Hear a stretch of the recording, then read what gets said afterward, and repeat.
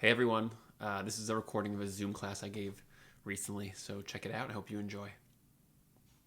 All right, let's see. Just gonna mute everybody. So let me just say hi first. First of all, welcome to everybody. Some of you are a lot of different kinds of people in the room right now, so it's kind of fun to have. At least for me, I'm kind of like the common denominator, so it's entertaining for me to sort of see all of you like this. But it's also just nice to see people after being inside of a house for like a week or whatever. So the way this is going to work is, first of all, welcome. And the way this is going to work is I'm going to do I think the actual talking part will be like 45 minutes or so, maybe 40 minutes. And then we'll do like questions at the end of that. So the whole thing will probably be around an hour. Feel free to pop in and out if you have stuff you need to do or whatever. Just like in a real class that I give. I never care if anybody leaves the room. I don't take things personally ever. And if you got to do whatever you got to do, it's easier this format because you can just turn off your video. If you do something that's personal, make sure to turn off your video because there's been a million memes and videos and clips of people doing things they shouldn't do in front of Zoom meeting cameras, which is hilarious, but probably not for the people doing it. So just a background situation there. So questions kind of at the end. I'll probably pause once after I do a couple of the introductory concepts to also take any questions. For the questions thing, so we have like 25 people in the room so far. There's a feature that you can click on that puts a hand up. So if you want to ask a question by putting your hand up, you could do that. If you can't figure out how to do that, then just wave like this, and I'll periodically scroll through all the different people that are here. If your camera's not on, then waving won't help, so definitely don't do that. So also there's a chat on the side. So if anybody has any questions they want to just put in the chat, I'll make a note of them as I go, and then I'll then try to address them at some point also. Okay, that's basically all of the housekeeping issues. We're good with that? Some nods, thumbs, things like that. All right. So the title of this was Coronavirus, Hashem Searching for Himself. Coronavirus, obviously, it's kind of self-explanatory, but maybe not as much as we think. So I'm going to do a little bit of, referencing to that also. But the Hashem searching for himself part, that's really kind of like, I think, the background, the backdrop of the entire discussion we're going to have here. And really, it's kind of the backdrop of the entire situation that we're in right now. We kind of look at the situation that we're in a little bit like as if it's a crisis. I'm not negating that. I'm not saying that it's not a crisis in a certain way, but I think it's sort of important to define what a crisis even is and how they kind of work, because every crisis is the same in terms of the fundamental dynamics of a crisis. And so I think that what I want to do is just sort of first ask the question, what does it mean Hashem is searching for himself? Because I think that when you understand what that means, then you can really clearly know how to deal with what's happening in the world right now and in your own life. And that's really the main thing which I want to figure out. Aside from answering that question, the main question of this whole talk is sort of to kind of clarify what to do with this situation, and not just practically, but sort of like how to think about it. Once you kind of know how to think about it, then all of the practicals kind of emanate from that, and it gets very, very powerful once you can really do that clearly, and you don't get sort of sucked into the different distortions that are going on in our lives right now. So that's the main thing. So I want to just introduce a concept and then sort of like a secondary concept, and we're going to build those concepts out a little bit. And once we do that, then we can sort of apply them a little more clearly. So the first main concept is something called keter. Some of you might have heard of this, depending on the backgrounds of everybody in the room here. Keter literally translates as the word crown, and it's a concept that shows up in a few different places. I shouldn't say a few, in like thousands of them. It's really a reference to, we're going to use the word ratzon or the word will. Now, this is going to be a little bit fragmented in the beginning. I got to sort of lay out a couple things for you. But then as we kind of go a little forward, so then you're going to start to see how the puzzle pieces click together. And then it'll start to really make a lot of sense. So the concept of keter, so it's sort of like when I sort of say it's the same thing as the concept of ratzon. So ratzon means will. Now, will is a funny thing. If you actually look at a person, so anytime you do anything, you do this, when you're making food in the microwave, you're cooking, whatever you're, getting dressed or saying pajamas, whatever you're doing, all of your actions start at this root place, kind of like all the way at the top of the system that we call a person. So we have things that we do with our bodies. We have feelings that we feel. We have thoughts that we think. But kind of behind all of that is what we call the ratzon. It's like what you're interested in, what your will is, what your passion is, what you're looking for. Like you could even think of it as your impulse, like your just basic impulse to do, to be, to think, to act, to be anything. So underneath everything is this thing called the ratzon. It's also the same thing as the concept of keter. Now when I'm talking about keter here though, so we can understand the concept of keter by looking at ourselves. You can look at the way you're structured, how you do things, by kind of just trying to deeply get in touch with what it is that you do. As an example, when you decide to go make lunch, so you obviously have this willpower to go do that. Now, that will can come from a combination of things. You might say, well, I feel hungry in my stomach, so now I'm going to go make lunch. And you think, well, what's driving me, my willpower to make lunch, stems from the fact that I'm hungry. But actually, the fact that you're hungry, the sensation of hunger in your stomach, is like a sensation. It's a stimulus that comes from your body. And then when the stimulus reaches your consciousness, then you say, okay, now I want to activate my will on purpose to go and make lunch. Now, that's a specific decision. Now, that decision sometimes happens by habit. Maybe you don't always realize you're making that decision. But what you're actually doing is you're making a decision. There's like a stimulus that happens, and then you say, oh, I feel hungry in my stomach. I'm going to now get up and go and make lunch. Now, one of the ways you know that it's an active decision is because you don't just haphazardly go to the fridge, just start filling your mouth with whatever's in the fridge. You actually make it's like a little bit like an art, what you do. You actually go and take a bunch of ingredients, and you use your willpower to then construct a plan, and you say, okay, well, here's what I'm going to do with these ingredients. I'm going to build them together into a dish. And then when you do that, so then ultimately the result, which could be a half hour or an hour later, is your actual lunch. So it's not just like this immediate like stimulus, I feel hungry and I'm going to go put things in my mouth so they go into my stomach so I stop feeling hungry. There's like a whole plan that you build after the stimulus kicks in, and that is all a function of your ratzon. It's the will that's underneath all the things. So the actual thinking that you do to plan out and the different actions you take to actually build your lunch, so those are all essentially rooted in one primal will that's behind all of that, which is now the will to eat. So that same concept of keter, it's called keter, it's also called ratzon, but like you actually operate as an analogy for the way that Hashem also, or I should say you also operate the way that Hashem set himself up to operate. So if we want to understand sort of like things that are going on in the world, we have to start to unpack, well, how does Hashem kind of do things? How is the world structured? Like, how does Hashem interact with the world? Like, sort of like a little bit like, who is Hashem? And like, what's he kind of doing here? So we have to sort of work backwards, though, because we start from ourselves and we start to first understand carefully what it is that we do. Then we can reverse engineer kind of like what Hashem is doing as he is making stuff happen in existence. So if we reverse engineer what I just said, so you could think of it as like, well, you use willpower, you use your ratzon, you use your keter in many, many, many different ways all the time. And so just like you do that, it's very diverse, right? You make lunch one time, you go take a shower another time, you write an essay a different time, like whatever it is that you're doing, these are all expressions of your ratzon. So those are all very diverse expressions, and every activity you do always uses your ratzon. So Hashem also has that same tool. And when I say again, I'm kind of messing up the language. Really, you are the one who also has it. Hashem kind of had it first, and then you're sort of set up to have the same tool that you then use in a parallel way. So think about how Hashem uses it. Well, you have like this setting full of all kinds of things that are happening. And what's happening in the setting is that Hashem is essentially using that same keter, his ratzon, to now manifest all kinds of things. And that's all very well and good. And so you look around at all the diversity that you see. There's plants, there's trees, there's stuff, there's people, there's all kinds of things happening. There's viruses. You name the thing that's happening, and those are things that are in some way extensions of Hashem's actual ratzon, the root will that's underneath all of this. So point one so far, there's something called keter and ratzon, and what that kind of means is you want to sort of tap into that experientially for yourself to sort of know it on the inside of you. The way to do that is to sort of think of examples of things that you're activating, and then try to almost like climb up your thoughts all the way to where they start and be like, oh, at the very root of that, I have some underlying ratzon that's driving me to do X, Y, or Z things that I'm now deciding to do based on that will. Okay, so that's point one.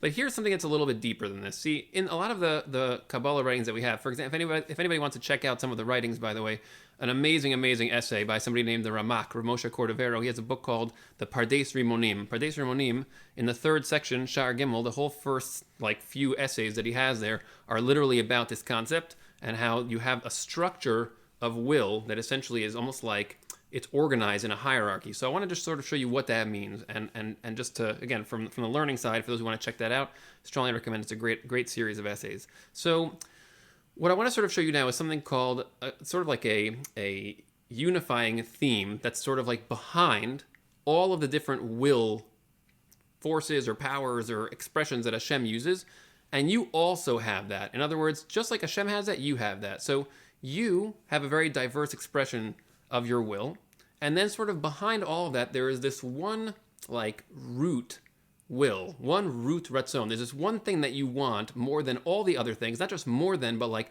almost behind all the other things, and everything else that you want and that you do is kind of like an outgrowth or an extension of that like root thing. And it's an interesting thing to ask yourself, by the way, like if you ask yourself, well, what do I actually want in life? What do I want? And like, you know, there are some things that you could answer. If you try writing this down, it gets very interesting very quickly. So you'll write some things like, you know, I don't know, I want to feel happy. I want food. I want to feel like I want wealth. I want to have somebody who loves me. I want to love somebody else. I want to have kids. You could write down a million different things. And all those things, when you kind of look at the big picture of all of them, try to figure out, like, what's the theme? Like, kind of like, what's the picture of all that? Like, that's kind of like behind. Like, if you could just sort of sum all that up and sort of say what you actually want underneath all of that. Each of those things is kind of just like an expression of that one thing that you really want. But these are all kind of like step down versions. Like, it's like there's the one thing you really want, and then the way to get what you really want is through expressing all these other things. So it's kind of like, obviously, let's say if you want to have love in your life, so you also are going to have to eat food, because if you're dead because you didn't eat anything, it's going to be very hard to have love. People don't usually have a good time trying to either give love or receive love when their bodies are no longer functioning. So you have to eat food. So then you say, well, the reason I want food is because I want to be alive, and I want to be alive because I want love. So, you know, these things are all connected, and you can start to build a chain connecting all the things that you want, all the different ratzons, little ratzon bubbles, and you can start to link them together. And underneath all of them, there's one thing that you want that's behind everything. It's a very, very serious question to ask yourself, to try to figure out in a genuine way what you actually want like that. Very, very tough thing to figure out. But I will give a little caveat, throw-in hint there, is that every human being seems, at the deepest point, to actually want the same thing. And we're gonna have to figure out what that is a little bit so we can understand what we're talking about with Hashem. So let's just go over to Hashem for a second, and we're gonna give this root wanting on the Hashem side of things a name. Now, the name we're gonna give is a conceptual name. It's a name that shows up in a lot of our writings. Some, like I mentioned, the Ramak is one place. You could see a lot of the writings of the Ramchal. There's a lot of midrashim that quote this type of concept. The name of the root wanting that's behind all of the diverse wantings that you see in the world around you in terms of Hashem's way of doing things is something called Adam Kadmon. Adam Kadmon. So Adam, from the word Adam, means like a person, a man, and Kadmon means like the first, like the primordial, the original man, Adam Kadmon. And so this is like it's a funny thing. So just as an example, one place where this shows up, there's a book called Sefer Yechezkel. It's in the Tanakh, and there's the very first section of that book is actually kind of like it's one of the last Nevi'im that ever lived. And a Navi means a prophet, someone who has this ability to access extreme high consciousness encounters with the larger consciousness that is behind all being that we call Hashem. And so so Yechezkel is kind of like experiencing this nevuah, and it describes the levels of consciousness that he actually is able to access as he goes through the stages of nevuah. Today, when we do something called tefillah, people like to call that davening, prayer. These are all kind of just, you know, not really such great words to describe real tefillah, but we're trying to actually access at least the very beginning of the process that Yechezkel describes in that section. So what he really describes, one of the kind of like the apex, the pinnacle of the process that he describes, is that at the very end of the process, he sees this outline, a shape of a man. And it's like he kind of goes through all these layers of existence, of perception, and then he sees at the very top of it, there's like a man, and that man is a tzurat Adam, a shape of an Adam, and that's sort of like the top of the process of nevuah that he describes. And that Adam right there is what we are referring to when we talk about this concept called Adam Kadmon, the Adam that is kind of like behind everything. Now the question is, well, what exactly is that? Like, it's kind of like, if that's the root thematic, you know, total wanting, that's what Hashem wants behind all the diverse things that you see in Hashem's expression of his ratzon. That's what Hashem wants, this thing called Adam Kadmon. Well, it's probably going to be helpful for us to figure out what exactly that's talking about and then how that sort of plays out in the world. Now, the reason why that's super helpful is because if you can understand what somebody wants at their root, then you can figure out everything about them. It's like a crazy phenomenon. See, like when you see a person and they're making lunch, if you're sensitive to the fact that everything that a person does is sort of like an outgrowth of underlying deeper wantings, going all the way back to the root thing that people want, all the way at the beginning, So then when you're sensitive to that, then you can watch a person do something and you can extrapolate from what they're doing and how they're doing it so much more about what's going on underneath. You can deduce like a huge amount of information that way. And the reason is because you can't help but broadcast what it is that you really want through the things that you say, through the way that you behave, the way that you do anything. Like you just do it. You don't even realize you're doing it. So if you're a person who fundamentally wants to be, I don't know, let's say you want, I'll give one crazy example. Let's say you want to be loved. Let's say that's what you really want. But you've also been hurt many times. You got hurt a lot of times. You tried to be loved. It didn't work out. You got rejected a lot. You got cheated on. You got betrayed. So many different ways that, the trust that you tried to develop with somebody else was broken. And then you essentially, so you wanted that, but you also you failed in that so many times, or you feel like other people failed you. So then what happens is that now you have this, the way that you're going to sort of express yourself, we can feel that in you. You can even try to imagine a person who went through that.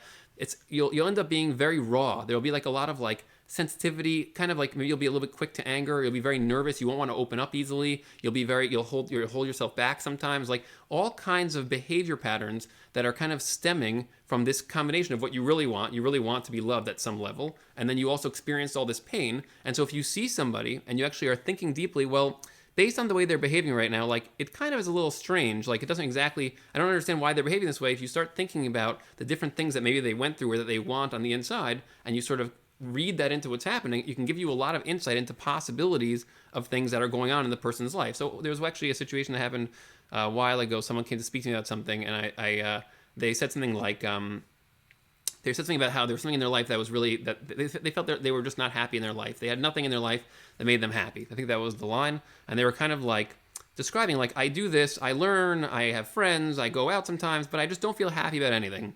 I just feel like everything is not happy. And so we were talking about it, and at first I was trying to think to like suggest maybe good tactics, how to actually start to feel happier. And then I was like, this whole picture that this person is painting, like what he's saying doesn't really add up for me. It's like, I don't really get how somebody could feel that way. There's something underneath here that's going on. And so I just said to him, I was like, I feel like what's really happening here is like there's someone that you are interested in on a love level, and like they're not interested in you, and you're just that's why you just feel like your life is empty because of that. And he was like, that's crazy. He's like, I didn't want to tell you that because like he felt very, very vulnerable and didn't want to share that. But he's like, so I said, I was like, if you didn't tell me that, then like how am I supposed to answer any of your questions? I can't talk to you about what's actually going on if you're hiding the thing which is the most important. And that's the thing here is like if you're talking to somebody, you can sort of listen for what's all the way behind, like the root wanting that's there. And so the point is like the root wanting kind of bleeds through everything that you do. Like whatever it is that you genuinely want the most, it's going to always sort of shine out. And the way that you are is so much louder than what you say, always. So it's very important to sort of pay attention to that. So that's why it's also super important to know what Hashem wants at that level, because reality is actually bleeding that out all the time. Like just like a person does that, you bleed out what you really want from your pores. So reality does exactly the same thing as that constantly. And then the question is, well, what exactly is reality bleeding out? Because if you're not aware of the underlying wantings, you don't know that they exist, then you can't read them. You can't sense that they're coming through. So you have to sort of know what that is. So I just want to give one example of like how this deep wanting of Hashem sort of plays out as we develop it a little bit, and can use this as an example to sort of help develop it. So I like to ask this question whenever I teach Parshas Bereshis, the first section of the Torah, first Parsha, Genesis. I like to ask this question. The Torah starts with this line. It says, Bereshit bara Elokim et hashamayim ve'et haaretz. It says in the beginning, like the first thing, so Elokim kind of creates, we're not going to really define these words right now, but kind of creates the heavens and the earth. Okay, Elohim creates them. And I ask groups, I'm like, what is the biggest possible question you could ask about this sentence? Like the biggest question in the whole sentence. Some people will say things like, well, what does Elohim mean? How do you create something? Like what exactly is heavens and the earth? All kinds of things like that. And I'm like, no, the question is even before that. Like forget the different things that are mentioned in the sentence. The question is so big that it's like before the sentence even starts is this question. And I'm sure some of you are already thinking of it. It's kind of hard to do question answer in a Zoom setting. But like, it's basically like the way like if you're reading a regular book and it says in the beginning, there's this character, Elohim, and he creates this thing, the immediate question you'd have is like, what is the context here? The real question is why? Like, why is this even happening? There's like, this story is starting to unfold and we have no idea what the story is for. Like, we don't know what the context is of the story. We don't know what it's doing. We don't know where it's going. We don't know what the story is trying to go towards. There's no direction to this. It's kind of like, there's a character. he creates this thing, and then it's like, here we go, and then the story just continues, and you don't know what the purpose of the story is. So that question is so huge. It's like it's just not even in the text. It's like before the text even starts. Like if you're writing a book, you got to think like, what's the book about? When I prepared this talk, I was like, what is this talk about? And I gave you a heads up in the beginning. Here's what we're going to try to talk about. So like the book doesn't do that though. The Torah doesn't actually give you a heads up in the beginning. It just kind of rolls into it and assumes that you know. And the reason why it assumes that you know is because the answer is so integral to the story that it bleeds out of everything that's going on. Like, if you read the story and you extrapolate literally sentence by sentence, the story is constantly telling you, to the point that you have a Gemara and like 10 different Zohars and all these different Midrashim that all read this story, and they all say this line that we actually say on Friday night in the davening that we say in this poem of Lechadodi that was only composed a few hundred years ago. The line is, Sof Maaseh b'machshava tchila, which means like the end of the story, the end of the actions that happen, the end of the story, tells you like what the original point of the whole story was. Everybody got that? Sof Maaseh b'machshava tchila, it's like the end of the story. You can figure out from where the story concludes why the story even happened to begin with. And what's happening is people are reading the story 2,000, 2,500 years ago, 3,000 years ago, and they're seeing like all these patterns and themes. They're looking at the story as an expression, just like I said before. If someone watches you doing all kinds of things, expressing yourself into the world, they can track what you're doing. They can then try to figure out how to organize that information and figure out why you're doing it at the very root. You have to track all the information carefully, obviously. But people can do that with other people. We do that all the time. That's what detectives do. Do that with Hashem. If you're a Torah detective, then you read the Torah like that, and you figure out piece by piece by piece by piece what the story is doing, and you organize all that, and then you get to this point where now you're like, oh, here's the root concept. And that's where Adam Kadmon comes in, because the story essentially has this assumption that Adam is like the point of it. Now, I don't just mean Adam like the person in the story. I mean, whatever Adam Kadmon is, that's somehow the root of this whole thing. So I want to just unpack for you a little bit. We're going to have to skip some steps here because we can't really do all of the analysis of the text. But just to sort of unpack for you briefly what the concept of Adam Kadmon actually looks like. So there's a medrash which describes how, it's in Parshas Bereshis also, it describes how what Hashem's kind of doing is he designs everything in existence over time through a process of unfolding towards ultimately what we call human beings. It's slightly different from this type of human being, kind of a more advanced version, which is it's kind of a side topic for us right now. But basically, he designs the whole thing for that. And the very end of the process of the design is that now there is this creature that we call Adam. Now, here's the thing, though. That's a very popular medrash. I think I learned that when I was like 10 years old, and it was like, yeah, like Hashem, we were the pinnacle, the ending point of the whole story, and that's because human beings are so special and important. But what no one really bothered to do for me for a long, long time was explain to me, what exactly is it about human beings that actually makes them what they are? Like, it's really not so much talked about. I mean, there's some debates, there's some philosophy discussions, there's a lot of different books you could read that try to kind of talk about this somewhat. I would call most of the ones that I've read in my explorations have been kind of dancing around what it actually is, it seems like, at least to me. But what seems to be going on is that, like, the whatever it means to be a human being, that's what the story is about. It's like we're unfolding this long story driving towards this creature called a human being, and then what we really call that is actually an Adam. And so now let's just sort of assess what exactly an Adam and Adam Kadmon actually is.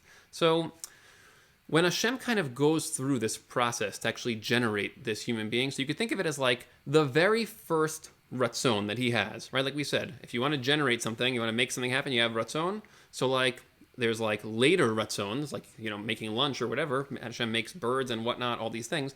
But the original, like the root ratzon behind all of it, this thing that we call Adam Kadmon, what it means is that what Hashem was trying to do was, he was trying to generate some kind of version of himself that was going to sort of be, on the one hand, of himself, and yet at the same time be very drastically different. I'm going to give you exactly the difference that it is. Some of you already know kind of where this part's going to go a little bit, I assume. Hopefully you remember things that we discussed in the past.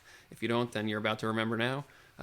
But what Hashem kind of did was, you could think of it as, he took himself, and then he sort of just literally punched himself in the mouth, like the Gemara says in Maseches Nida, he punched himself in the mouth, forgot everything about himself, and then sort of just shoved that version of himself that forgot who he is into a setting where he could now struggle to find the rest of himself that he had forgotten.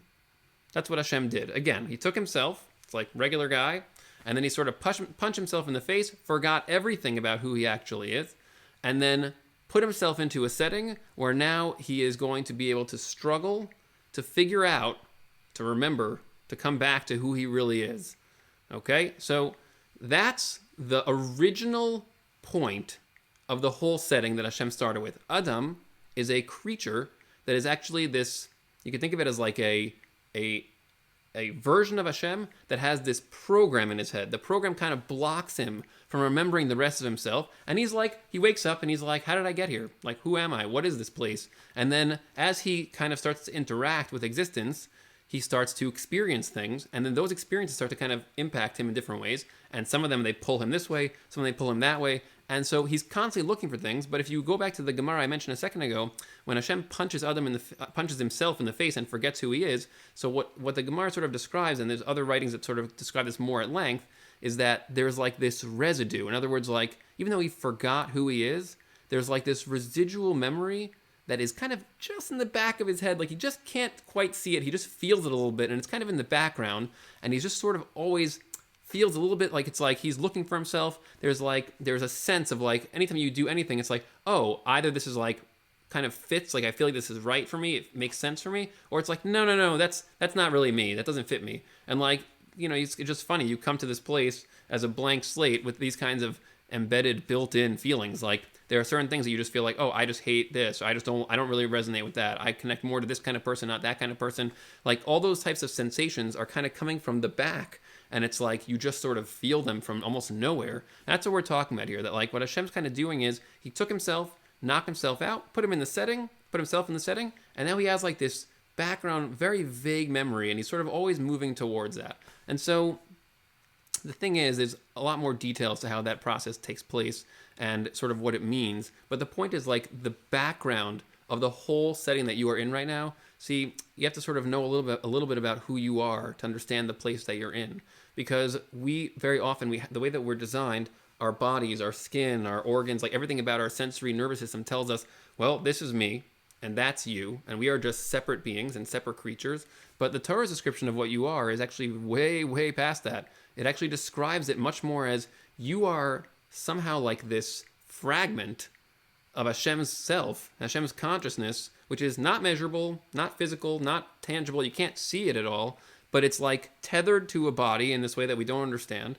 And then somehow it just operates here and does things. And that's what this whole place is about. It's all about Hashem sort of like creating a setting for all these different fragments of himself to sort of remember over time who they actually are. That's the point of the setting. And again, there's so many steps I need to skip here, but I just want to put the Adam Kadmon concept out there. What I'm trying to say is the purpose of the setting is you, but you're not what you think you are. You're not just like, I could say it this way. I could say, well, the point of this whole place is you. And Hashem just wanted to give you lots of good things. And then it's like, well, why do bad things happen? It's like, doesn't make sense. Like, well, then we could say, well, sometimes bad things are actually good things somehow. Who knows? Like, could be good somehow later. Like, that's a super shallow way of talking about this. Like, what's actually happening is like the you that you think you are is not what you are. You're not just you, and Hashem is sort of over there separate from you. Like, what Hashem is doing is he's literally taking a part of himself, or you could just think of it as taking himself actually, and now he's putting himself into a setting that forces himself to actually sort of figure himself out and remember who he really is. So that's a very tricky type of thing to encounter as a concept, and it's a very profound concept because it starts to really impact and bleed out into everything that's going on in your life. But I wanted to sort of take a couple of implications of that concept to sort of show how this plays out. So the main one is to sort of understand that like we like every time period in history, there's different ways that we fail to remember who we are, and then we struggle and get hit by different crises that shove us towards a deeper awareness of this. So I want to just sort of highlight a few different examples of what's going on today. A really big one. We happen to live in a time period where, and this is obviously something which is so hard to say and so hard to even hear, because it's just like, it's so counter how we emotionally feel and what we believe and what we expect. But we live in a time period where the concept of death is viewed almost as like a non-entity. It's like we know it's out there, we know it comes. Some of us feel it more often than others. Some of us have had an encounter with death in a way that's more extreme than others of us. But like on the whole, the perspective and assumption of at least the first world countries in the world in today's historical framework is that death is something which is like not ideal and really shouldn't, like it's not just not ideal. It's like it's foreign. It's like, yeah, of course death happens, but like it doesn't happen here. It happens over there, and like we can expect to live like a long life. Of course, there's tragedies and things happen, but like overall, the expectation and assumption is that like that there is just supposed to be a long life and a long runway of life. And again, I want to say this very sensitively because it's a very hard thing to sort of say, and it's a hard thing to realize. But like that's something which we are attached to purely because of the circumstances of history that we live in now. And I'll just give a contrast to that. Like, just one example, literally like 70 years ago, before we had antibiotics, lifespans were significantly shorter. People would die from all kinds of diseases all the time. And it was sort of like, it was a norm. I'll give just one story. My grandfather, so I used to have, I have three aunts and uncles, meaning on my father's side, that's my father, and then three siblings. And there was a fourth sibling, and she passed away when she was 5 years old. And at the time when it happened, this was in the 40s, I think it was. And it was a crazy situation, obviously, but like crazy for me when I first found out about it, because there were pictures of her at my grandparents' house in Israel. And I was like, what do you mean? I had another aunt that I just didn't know about? That's wild. And like, no, we didn't even know where she was buried for a long time because my grandparents were so like, it was so hard for them, but like they never really wanted to talk about it. But like my grandfather told the story of like when it actually happened. So his mother, my great grandmother, so she would ask him like, oh, where is this daughter? Her name was Miriam. And like when she was sick in the beginning, so basically my grandmother asked, and he's like, oh, she can't come, whatever. He kind of blew her off, and then like after she passed away, so he continued to blow her off. He's like, oh no, she can't come, whatever. And he just never told her that she passed away. He didn't tell his own mother this, and he says that after a few times of that where they just didn't bring her, the grandmother just stopped asking because she understood. Because it was like, that was just a given. It was like, if you had 5 kids, you lost 2 of them. If you had 10 kids, you lost 5 of them. Like, it was just like how things were. And so the reason I'm saying that is not because I'm not trying to make it like more scary in terms of death or anything like that. What I'm trying to sort of highlight is that the historical framework that you live in creates what you experience as norms. But the thing is that those norms are just circumstantial. They're not real. And it's like, there are certain things that are always real and always normal. And that's the things that the Torah is mapping out for us. It describes, and I don't mean it like in a religious sense, like the Torah describes that you are always an endless self, that you are using this body for a particular phase of time. And during that phase, you're on a particular like journey and road to sort of more and more deeply encounter the truth of who you are, which is that you're not even just you. You're actually an aspect of a much larger truth, and your job is to sort of like not get so attached to any particular aspect of your like character that you're playing, then you start to actually accidentally block out the real you. Your job is to sort of be a channel to bring more and more and more consciousness of Hashem, and just consciousness really, which is the same thing as that, into the world. And when you sort of get attached to your body, you get attached to like certain aspects of your particular historical framework, then it causes distortions, because now you start thinking, wait, I'm not here to be part of that larger story, like the history, his story. I'm not here to be part of that. I'm just here to do my thing. And what's my thing? Well, first of all, I don't want to go. I want to stay here. Like, I don't ever want to go from here. And not only that, but like, I like the way my body looks. So I always want to like look this way. I want to always be young, or I want to like, I'm going to constantly try to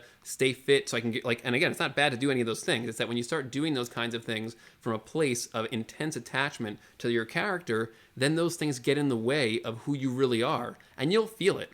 When you get too attached to your body in some way, and aspects of your body, or your sense of humor, or your looks, or or just being alive, and you get so attached to those things, then it creates anxiety.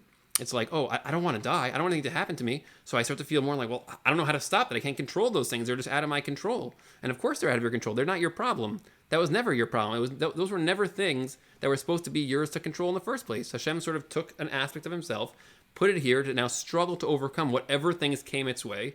And your job is to sort of remember that. And then whatever comes to you, you're like, well, that's what's supposed to happen, because like I'm supposed to use whatever comes to me as a greater opportunity to now sort of overcome and struggle to remember more and more deeply who I actually am. That's why I'm here. But instead we start to exchange and sort of trade off. We say, well, I know that's kind of why I'm here, but like what I really want to do is I don't want to die, or I don't want to get sick, I don't want to get hurt, I don't want anything bad to happen to me, I don't want to lose things that I like about my life, and I don't want to lose people that I like, I don't want to lose people that I love, and we get attached to different parts of the character, and then we forget the real journey, and those things, those distortions, they really cause us to trip and sort of fall and get stalled.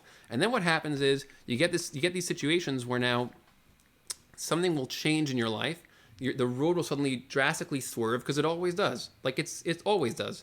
In this particular case, what's notable about the coronavirus situation is just that it's so widespread. The road is swerving for everyone. But if you're paying attention, it's so fascinating how it impacts each person so differently according to their own particular problem. In other words, whatever it is that you're attached to in a way that's a little bit unhealthy, this is going to force you to struggle with that. And then, like the way to sort of work with this is to sort of realize, wait, like the things that I always expected are supposed to be a certain way. Well, why did I even expect that? Where did those ideas come from? And then I'll just give you sort of one example to sort of start to wrap this up. The Gemara Maseches Brachos, I think it's like Daf Tes, Daf Ches. It's the Gemara there. The Talmud talks about how there's something called Yisurin, and I mentioned this in a video I made recently about the coronavirus. Yisurin is a concept which means things that move you. It's from the word lasur. Lasur means to change your path. So people very often translate Yisurin as things which make you suffer. But the word Yisurin does not mean things that make you suffer. They happen to sometimes make you suffer because anything which is a change in your path is going to sort of change the direction that you expect it to go on, and then you're going to feel pain because you're like, but I really want it to go there. And it's like, well, nobody really asked you, because you're not really just you. You're part of a much larger story. You yourself are like 1,000 times bigger than you even imagine that you are. You're so much more than you even remember. And so you're kind of like, you're getting attached to certain things, and that's okay because we make those mistakes. But like now it's sort of like you're getting shifted to help you remember who you really are, to do the things you really need to be doing at a higher level. So the Gemara says that there's like 3 different kinds of responses you can have to Yisurin. The first one, it says, well, if you experience some kind of Yisurin, things that move you, then you got to start looking at your life and figure out like, well, what kind of choices am I making? Like, am I too attached to anything in my life in a way that's distorted or unhealthy, where I'm starting to confuse who I am with who I wish I was, or who I am with like the character that I'm playing? That's the first option.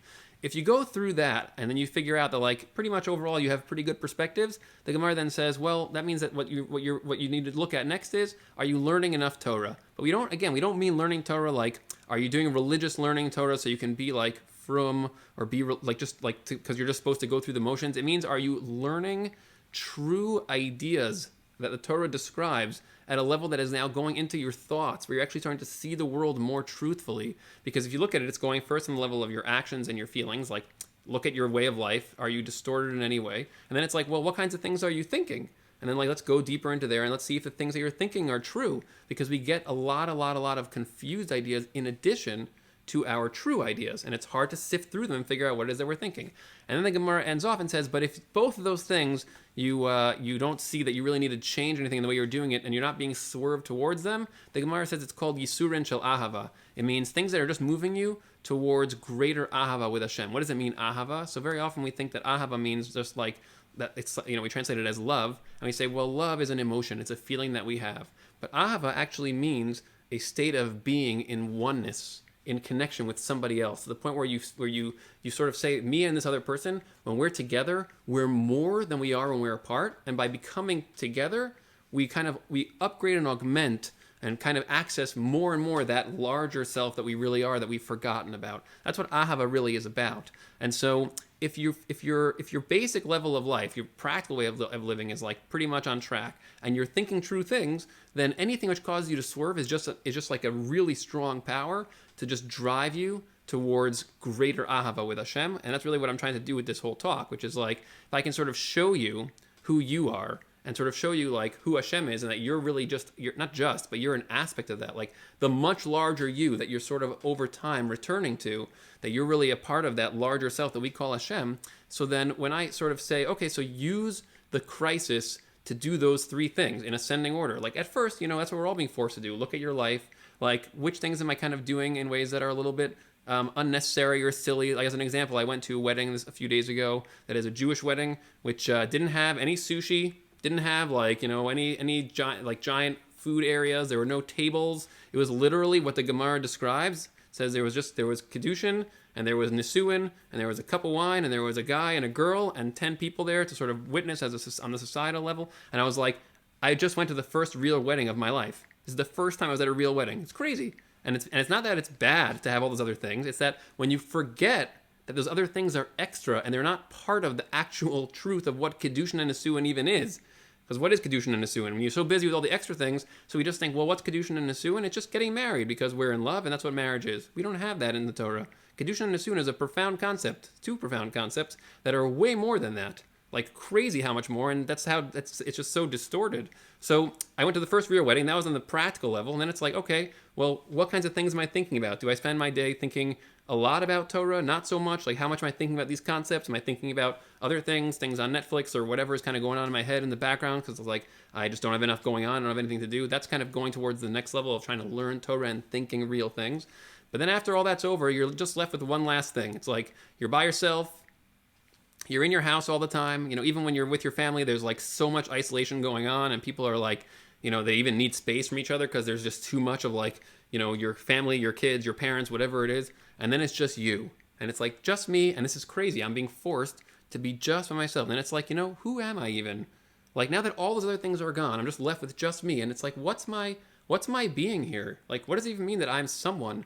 And like, it's, unfortunately, when we don't have access to like higher level Torah concepts, those thoughts just sort of hang out in the background, and they give us a little bit of anxiety. It's like, who am I? But then it's like, I don't know how to even answer that. But when you learn the Torah and you also know some of the deeper concepts and we share all these types of ideas, it gives you raw material to work with. It's like, you are not just you. You're part of something that's way bigger. And so the upshot of all this, and the kind of the final point here, is that in the Torah's kind of like perspective, I don't want to say this in a way that's harsh, but it's kind of like in a way that's sort of encompassing, maybe is a better word. Crises are only crises if you experience them that way. In other words, you kind of have a choice. If you're constantly investing and you're constantly trying to find the distortions and find the ways that you're too attached to different aspects of your character, and you start to separate yourself a little bit from like the norms of your historical time period and start to see these things are just circumstantial and these things are really true always.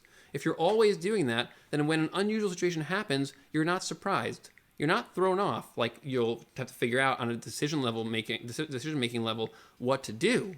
But you're not going to just be like, oh my gosh, everything's falling apart. I don't know what to do. I'm panicking. You will never panic because it's like, well, I'm not this character to the extent that now I need to be like, what's going to happen? Who's going to die? I'm going to die. Other people that I love. Like, it's like the whole way of thinking about all of this is so different. Now, I just want to make one last caveat there. I just want to stress that you can't just like stare death in the face and just be like, it's not a thing, okay? You can't do that. The tricky part about what I'm saying here, which again, there's so many avenues that we have to develop to really like sort of take this to where it really needs to go, is like you have to answer questions like, well, what exactly is death? And what exactly are we? Like, okay, fine. So you sort of just told us that we're a fragment, an aspect of Hashem's self, and like, so now I understand that I'm more than just me. I also, you could even express it this way, like that's really what it means to be humble, to realize that like I'm not just me. Everything that I have kind of comes from something that's bigger than me. I'm a channel for that. That's what it means to be anav. Like, but when push comes to shove, like, what exactly am I?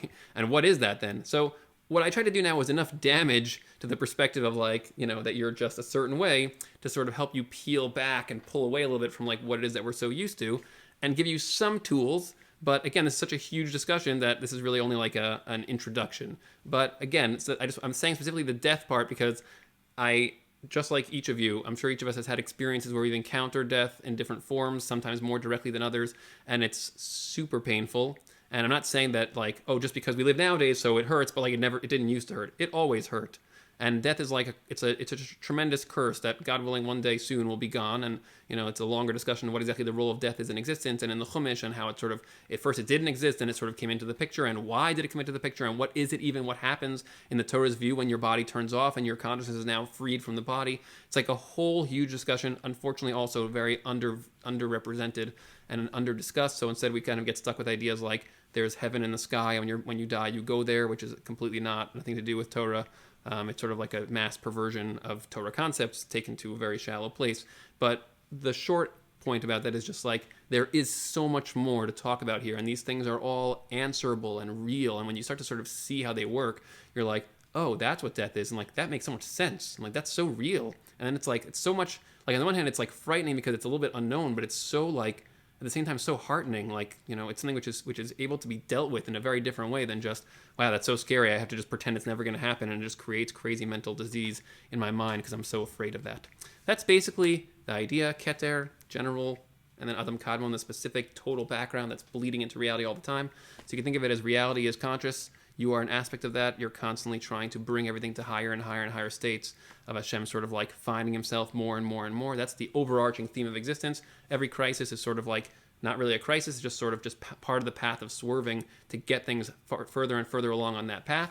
And so the coronavirus situation is really just a part of that, and we're just not used to it because it's so gigantically different, right? Like, just take the whole world from what it was to this was such a huge swerve for everyone at the same time that, like, it just being experienced on a much larger level, at least in our perceptions, but it's really, it's just the same part of that same story, and we'll see exactly where the story goes in the next chapter, but it's really just, it's just that same story. Okay, it's now 8:47. If anybody wants to leave, feel free to leave. That's basically what I'm going to say. There are questions. I see a couple of hands over here. If anybody is having a hard time with the hands, feel free to write things in the chat also. And I'll start with this hand, somebody named Sam Clark. First question was, why would Hashem actually do this to himself? In other words, why would Hashem punch himself in the face, using the analogy of the Gemara, or in any way kind of restrict himself, make himself forget who he is, and then sort of put himself into the setting? What's the reason that Hashem would even do that? What would drive Hashem to do that? What's the motivation? What's the purpose? What's the goal of that? That's the first question. Okay, it's a great question. So first of all, I'm happy you quoted it the way I like to always say it. It makes me laugh every time I think about that imagery. There's also a number of other Gemaras that's really just referencing a concept called tzimtzum. Tzimtzum means Hashem kind of like constricting himself, and that's the process of forgetting who he really is. There's a lot more to talk about with that. Your question as to why would Hashem do that? So I'm not going to be able to answer this super fully, but I'm going to give you a little bit of direction in terms of how to think about it, which is there's two kinds of why in the Torah. Okay, so the first, I know you guys are laughing over there, it's making me very distracted.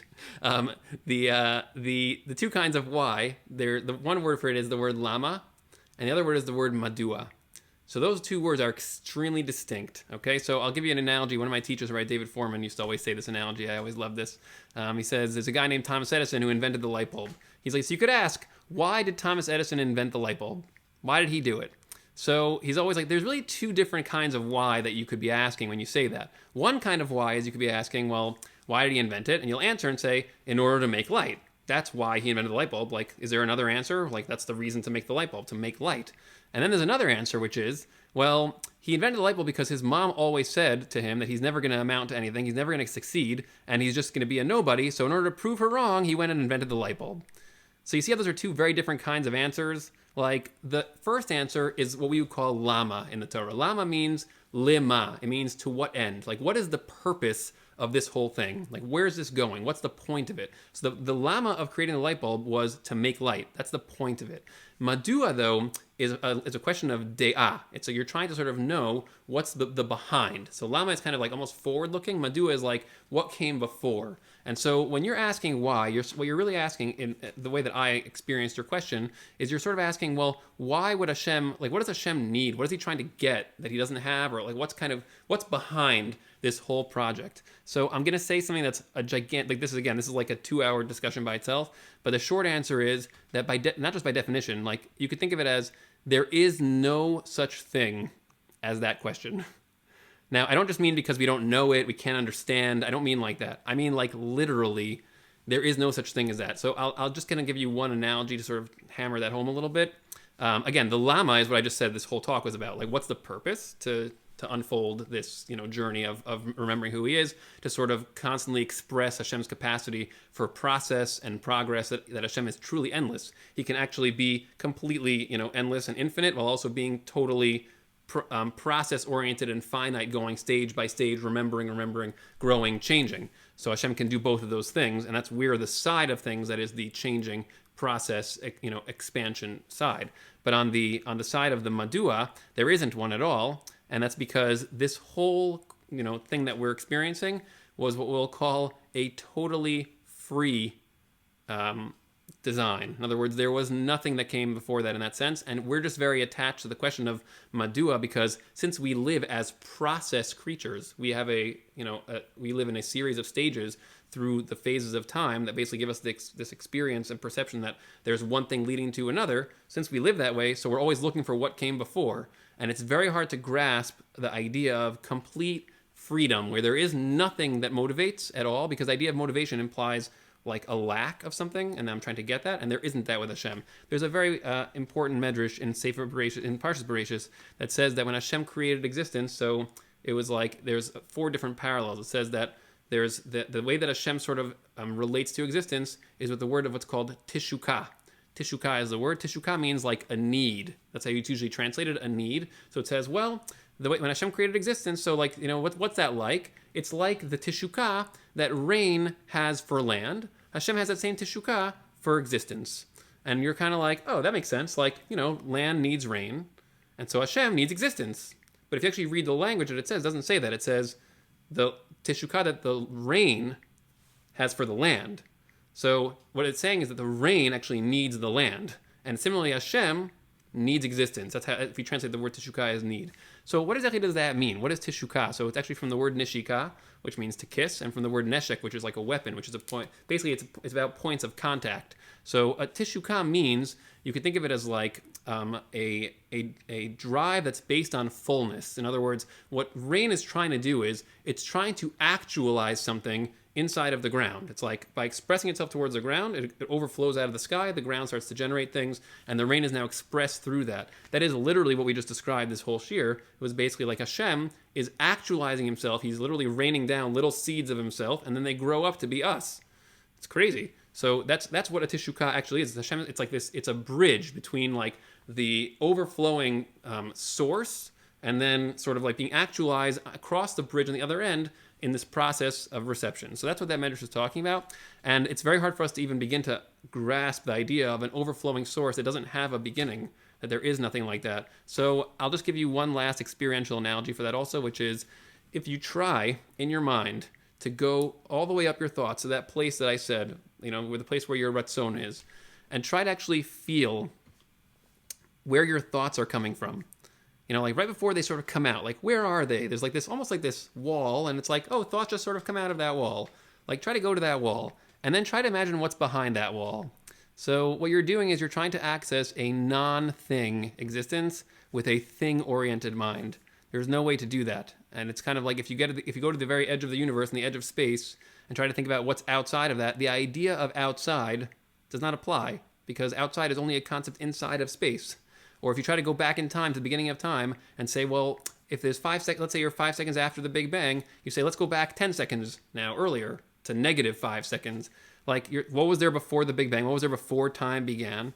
There's no such thing as that because you can't have the concept of before if we're not talking about within time. There's no such thing as the concept of before there. These things they fall apart at that point. So the concept of madua cannot be answered in a real way because madua implies that you're taking a system-based way of thinking and applying it outside of the system, outside, right? Can't using the word outside, and it's something which just falls apart. Now, it doesn't mean you can't touch that a little bit. In fact, all my examples were designed just now to sort of make you feel the craziness of that, so you could a little bit touch the wow, like that's the edge of my way of being. I can't even think about that. It makes me crazy to think that. So that's what's called imratz libcha, if your heart starts to run. So shuv lamakom, it's a Gemara in Brachos, also quoted in Nefesh HaChaim. When you start to go crazy like that, you go back to the root of things, and we'll not explain what that means right now. But the point is a little bit of a taste of how to answer that. Hope that was not too crazy as a tangent side point. Other questions? Yeah, sure. Zoe, what's up? Next question is, so with this whole model of how Hashem is sort of playing the roles of all these different people in the world, and each of us is sort of like a fragment or a fraction version of Hashem's self, sort of searching for himself, really. So how do you fit in people who are very evil, like Ted Bundy or Adolf Hitler, people like that? These are very, very bad people. So how do they fit into the scheme of this if like that means that any person is sort of like an aspect of Hashem? How could somebody become like that if they're an aspect of Hashem at the same time? How does that work? See, this is the problem with giving a shiur on like fundamental concepts. You end up getting the most fundamental types of questions. Each one requires its own talk. Okay, I'm going to do a short answer for this also. It's going to be like an attempt to do something crazy and it's like a 3-minute thing. But your question is amazing, obviously. It's a great question. The short answer is that what happens is a Ted Bundy type person is a person where you have the examples that we gave, where there are now, is you start getting too attached to an aspect of your character, right? So let's just use Ted Bundy as an example. Again, we don't know this guy. I don't know exactly what was going on in his head, but let's just pick one nuance of what he did, right? Clearly a very sexually oriented set of mistakes and problems that he was making, and then he would murder people. And so basically, let's give a theory. Maybe he was very, very prominently in his mind attaching his sense of identity to his sexual experiences and sensations. And then whenever those things weren't being fulfilled in a way that he felt was fully who he was, then he started to feel like his life was empty and lacking, and then he would like lash out based on that and try to fix that in some way and try to make things different. So if you keep doing that repeatedly, see, he had a particularly damaging way because that actually impacts other people's lives. But you can also do that in much smaller, less impactful ways. Like if you repeatedly relate to food, let's say using my wedding example, if you repeatedly relate to weddings as being gigantic food parties where there's also a couple getting married, and the way they're getting married is whatever the concept of marriage is, you know, in the secular society, in the world, whatever people say, marriage is just two people who love each other just getting married, and we all know what that means without ever really thinking through what exactly is that.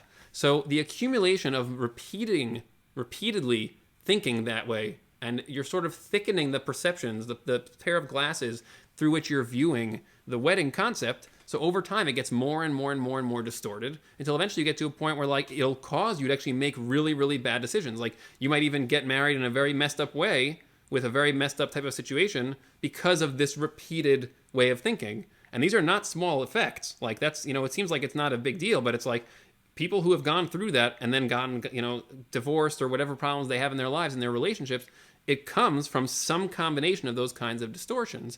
So what that means is that the problem that I'm raising here, when you start to confuse who you are on a character level with who you really are, it leads to you making very, very incremental mistakes over time that eventually get expressed as gigantic problems, creates a crisis of some kind, and your life either falls apart or you have to kind of figure out how to fix it or get it back on track. So Ted Bundy and, you know, Adolf Hitler, Yamach Shemo as an example, these are people who are famous to us because they did such intense, damaging things, but what they did was they just kept going on a path that was more and more and more distorted. It got more and more and more layered over time until eventually they were no longer able to even do that anymore. And then there's a deeper question, which is like, well, if there's an aspect of Hashem manifest through every one of these characters, well, what happens to the aspect of Hashem that was like inside of a person like that, that's linked to a Hitler body character or a Ted Bundy? And that's also a much longer discussion, which is also related to the death discussion. But the short answer to your question is that the thing that you are, the real you, is endless and can never really be damaged by those types of choices. But the more the character takes over and you sort of allow your character to dominate who you really are and bring you more and more away from who you really are, the more existential angst you're going to feel, the more bad decisions you're going to make over time, the more you're going to damage yourself, and the more your life is going to start to give you red flags, pushing you back away from that. And if you ignore those red flags, eventually you'll just stop being able to see them anymore, and then you're just kind of done, and then you turn into, you know, kind of like a bizarro version of yourself, to use a random term if I can. All right. That kind of answer that, sort of? All right. Other questions? Anything else? Okay, Izzy. Question number 3. So how do we start even thinking about Torah in this way? In other words, to actually view, like, should we see everything that's going on as if it's Yisurin, like whatever's around us, whatever's happening to us is like, it's all kind of Hashem pushing us in this way? It's like to actually see the world as this ongoing story of Hashem sort of developing these things. So is there a way to actually see it like that more fully? Like, how do we actually begin to perceive reality this way instead of just occasionally hearing about it or thinking about it a little bit? How do we transform towards that? Yes, so this is something which I get made fun of a lot because people like to mock the fact that I think about a lot of things. But the thing is, we all think about a lot of things all the time. It's just a question of what we're thinking about. And so I think that, you know, those 3 levels of Yisurin that I mentioned before, practicals and then thought level in terms of Torah and then just like general closeness to Hashem type of thing, the more you actually learn about these things in a deep way, the more you can make it that you don't actually even need Yisurin, because like everything is Yisurin. Everything is, you become receptive, and things that happen in your regular life just become, things that are cueing you and triggering you towards, deeper development. So there's all, like in a lot of the Musar books, there's a famous one that I'm just thinking now where it's like, I think it's actually quoting from the Gemara. The Gemara says it, that if you take a coin out of your pocket and it's the wrong coin, that's Yisurin. And it's like, that's Yisurin? I mean, have you had a coronavirus? Like, what are you talking about? And it's like, yeah, it's Yisurin, because like anything which gives you pause and is not the way that you expected it to be or kind of thought it should be for what you wanted is going to make you now choose between, well, there's what I want and there's what kind of like reality is going to give me and what reality kind of wants for me. And so in a superficial way, we sort of say this like, well, Hashem always does what's best for you or things like that. And that's not wrong. It's just that it's so shallow when you're lacking the context of the puzzle pieces. And then when you think about things in a fragmented way, just kind of like that, then it's like, it's very hard to think about this on a daily basis. You kind of have to work on it. Then you're like, I got to remember to think about like this thing is like Yisurin and I got to, but when you learn this stuff and you're constantly like deepening your understanding of what Torah is about, then it just becomes built in. There's no longer this like, there's just like, anything that you're into. If you're into like, I use Netflix because it's a pretty easy one. If you're into a certain TV show, I'm just thinking now like on Shabbos meals when I go to someone's house for Shabbos. So like inevitably there's 3 categories of discussions. One of them is always food. It's always a food conversation. And it's like people get very detailed about it. There's a lot of detail about like what food they like, why they like it, where they get it from. My favorite one is always the shopping ones. Like, where do you go to shop? And it's like there's directions being given. And I'm like, are we giving directions now? Like, why? This is the most boring topic in the world to me. But like, it just happens to be that I just don't like care about talking about food that much. I do talk about other things that are probably, more random in other ways. But like food for me is like a very obvious one. So it's like, well, you're talking about it because you're thinking about it, because you're interested in it, because it's a big part of your center in terms of sort of what you're connecting with and focusing on. So what that means is like, you got to sort of, like I said before, you got to start thinking about like which parts of my character am I very attached to? And am I kind of experiencing as like very central to me? And then if you do that on a regular basis, you'll start to find very funny things about yourself. You sort of be like, hey, like I really am interested in food. Like, or I'm really interested, like I really can analyze and talk about like a particular show on Netflix for like an hour and a half. And like, and you got to do that from a place. It's not about good and bad. It's not about like what's wrong with you. Like you do that. It's about like understanding what it is that you think about. So that way you can actually be honest with yourself and then sort of think, well, how do I genuinely become more interested in other things?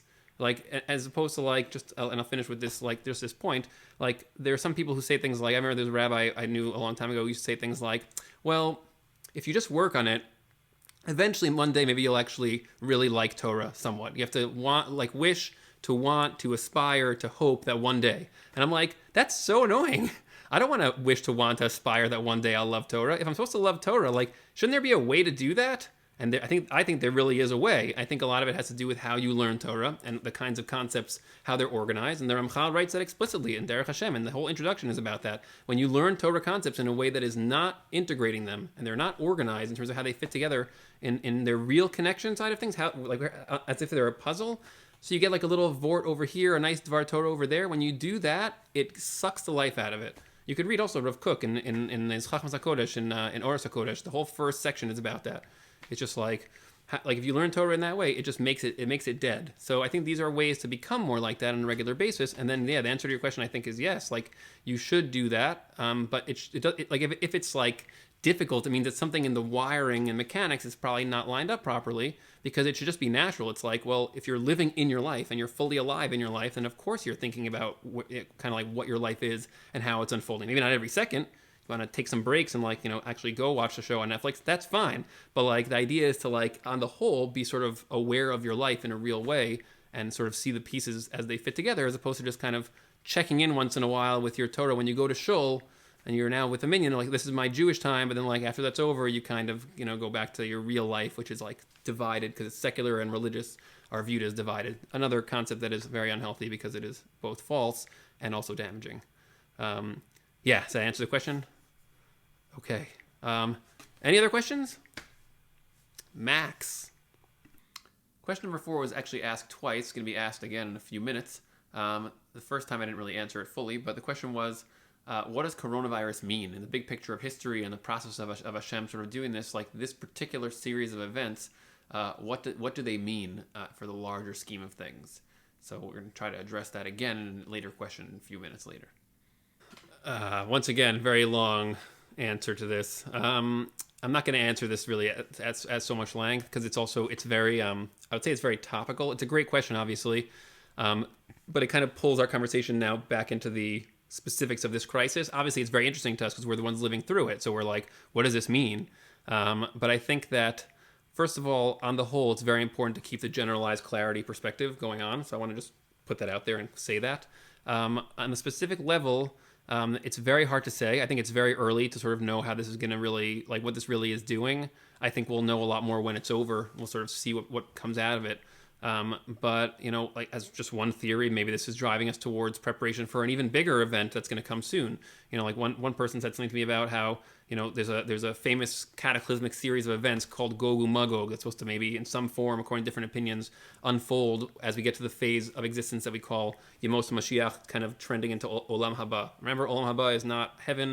It is not a place you go when you die. Olam Haba is here. You live forever. That's something which is a longer discussion, obviously, by itself.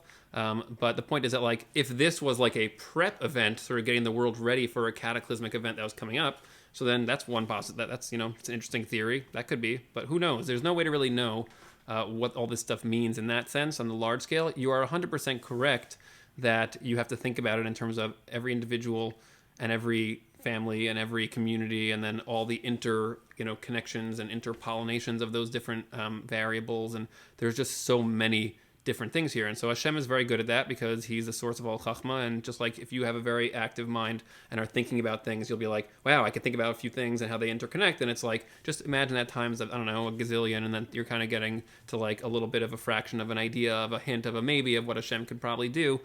But we're talking about like a situation that is so complex that there's no way to really know how each of these pieces will play out. There's also kinds of theories and ideas, but I wouldn't really, I wouldn't weigh in on that because I think, at least for me, on the idea level, I think it's more interesting for me to sort of see what happens than it is to imagine what might happen. But again, like we're all definitely wondering that, but my goal here was more to pull us back from that wondering a little bit and sort of realize this is part of a larger picture, if that kind of answers that. Anything else? Yes, Sam Mandel, hello. Question number 5. So how do we reconcile or understand the role of people who are, quote, non-Jewish in this framework? In other words, what's the relation between a person who's Jewish and non-Jewish? And we're talking about Jewish people, but also as being fragments of Hashem, but like how do non-Jews sort of fit into that framework? Is there any way to understand the connection between those two seemingly different groups of people? Okay, so that's a great question. Unfortunately, also, we're looking at these giant questions or seemingly small question with giant answers. The concept of Jewishness, as it is currently culturally sort of like being discussed and described, unfortunately is kind of part of the historical framework circumstances that we are in. We are actually not Jewish. The concept of being Jewish means that you are from the Shevet of Yehuda, and we are called Yehudim in Megillas Esther. That's one of the first places where that term shows up. And that's something which is obviously great. We can all know that we're from Shevet Yehuda. It's a great thing, but we are actually all descendants of someone named Yisrael. I know you guys all know that. I'm saying it in a specifically kind of wacky way because I'm trying to shake up some of the perspectives people have a little bit, because there's a whole backstory to that in the Chumash as to who we are, like what this family is about. We're part of a family, and this family had a particular thing that it was doing, and that particular thing was like super important. And we have a very hard time even seeing that. I'll just give you one of the obstacles to realizing what it is that your family is doing. You live in America. A lot of people who are in this shir are in America right now. America is like designed pretty much, I would say 90%, maybe even 95%, patterned after the way that our family sets things up. In other words, like a country that is built on the idea that people's lives are endless, irreplaceable. Like fundamentally, that's by far the most central and significant perspective shift that our family was responsible for. I don't just mean responsible for like we made it happen. I mean it was our responsibility to make sure that it was like that. That's like what our job is. And then you have like a country, America, that built itself on that and a number of other principles that are all interwoven with that are all simply Torah map principles. So now you have a funny thing, because now you are part of a family that's been saying all those things, But everyone around you in this country also thinks that. Like, everyone in this country thinks it's an obvious idea that human life is unique and special and irreplaceable. It's like built into everything in the country. I mean, that's how like all the property rights are literally written around that. So like the economics of the country, the interrelations of the country, like the idea of financial rights, like the whole country works that way. So once that's going on, it creates a situation where like now it's very hard to sort of see you because everyone is kind of like the same as that, and you don't even remember anymore sort of like that it wasn't always like that. It's a circumstance of history. So as an example, if anyone here has ever heard, there's a set of books called The Game of Thrones. I know it's also became a popular show. I never saw the show, but I read a bunch of the books. It was something which someone gave to me, and I happen to like reading different kinds of epic books. It's something which makes me I enjoy the interesting perspectives of the stories. This set of books, very, very, I would say, I don't know if anyone here has read it, but like I would say it's a little bit bizarre. It's bizarre because it's basically a world where there's no Torah. That's what the book is. Like, I think it was by accident. I don't think the author was thinking like, let's write a book like that. But like in the books, there's, again, like the books aren't finished, so the author claims that like there will eventually be a purpose to the story. But basically the way the books work is everyone's constantly getting killed randomly, and like it's literally the most haphazard. There's no value of life. There's no value of relationships. It's like completely just wanton, like just depraved in so many ways. And it's just, you sense the emptiness in the space. And like, that's exactly what we were fighting against, like throughout history. That is what our family was about. Our family was trying to spread and win wars against people who thought that if, a child is, born in a handicapped way, then we just throw it off a cliff. Like, we fought every one of those things throughout history again and again and again and again. That is who we are as a family. And so now we live in a time period where we're getting ready for Olam Haba. So the world is starting to build towards, people are actually making themselves receptive to what we are really about. And soon there's going to be a person who's going to be the leader of that, and he's going to be what we call Mashiach, and that's going to be the next phase. But like, that's just, it's just circumstantial. So when you learn the Torah, you understand sort of like the background of who you are, then you'll sort of understand what it means to be part of Bnei Israel. And then the story becomes very different, because we're not like, people think we're the chosen people, and that just means that we're just special and chosen. Don't know what that means, but we're like, that's not anything even remotely close to what it is. Like, we're not the chosen people in that sense. Like, we are to be chosen always implies there's a larger context. You can't just be chosen in a vacuum. Like, you have to be chosen for something. So there has to be something about the context of the story there that's missing. And if you read the Chumash, it's in there. I mean, it literally writes it. But again, when we teach the Chumash in a very fragmented way, lots of psukim, sentences, Dvar Torahs, and reading a lot of Rashi and not really trying to understand the stories and then understanding what Rashi's adding to the story. So of course you lose sight of the thread of your family. So that's how I would start to answer that. And I think that, to understand what it means to really be part of Bnei Israel is a very important thing, because like that journey is not over. And like, it's not like it's not a small thing at all. Now, it happens to be that during certain time periods, you might feel less impelled to walk the journey. But I would just to sort of go back to what Izzy was asking before, it's actually the most important to invest in the story of your family when it is the least seemingly relevant. Because that's the time that it's like, now you have freedom to actually do that. When the crisis comes and now suddenly the world is not on our family's team, and now they think that it is okay to, throw people into gas chambers or whatever. So that's not the time to start investing in your perspective. Like, that's the time to like run, or who knows what, there's a lot of things to talk about what that was the time for. But like, the idea was to sort of know who you are no matter what. There were many, many people during that time who actually still remembered who we were, and they went singing to the gas chambers, and it was obviously, again, to go back to our death conversation, super crazy what happened then, but we're looking at a lot of people who went through that and were like, I remember who I am, I remember what our family is about, and I'm going to fight this like hand over fist the entire way, and I'm going to never, ever, ever forget who I am throughout this crazy situation where the entire world went the way of Game of Thrones and also the way of Amalek, which is the same thing. And I'm going to fight the emptiness no matter what. And even if I can't choose anything about my life, all I can choose is how I'm going to die. I'm going to go to die singing. And I'm going to not forget like who I am and what it means to be someone. So that's essentially what, that's one way to start describing what our family is.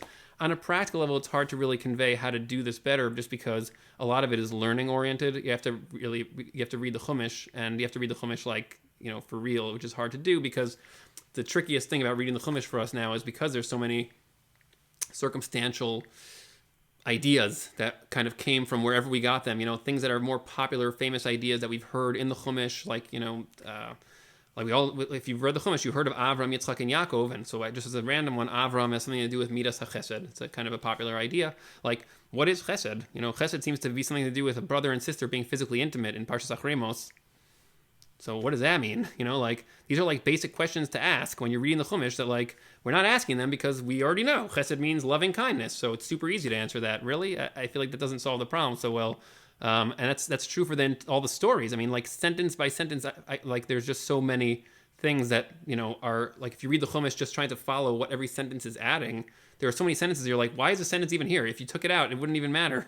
And there's paragraphs like that. I could show you a crazy paragraph in Parshas Vayishlach. No reason for it. Like it's like 10, 12 sentences.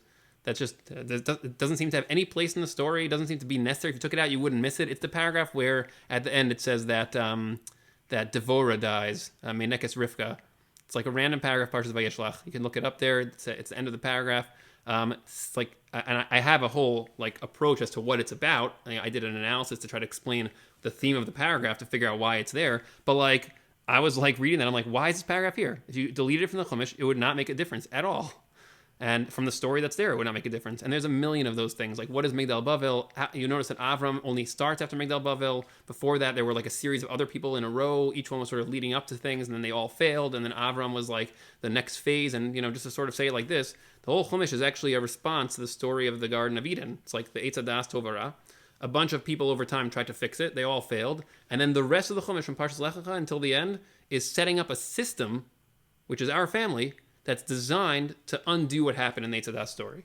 Like, just as like a beginning, like there's just so much to talk about there in the Chumash itself, but that's basically how I would start to answer that, if that kind of did something a little bit, maybe. All right.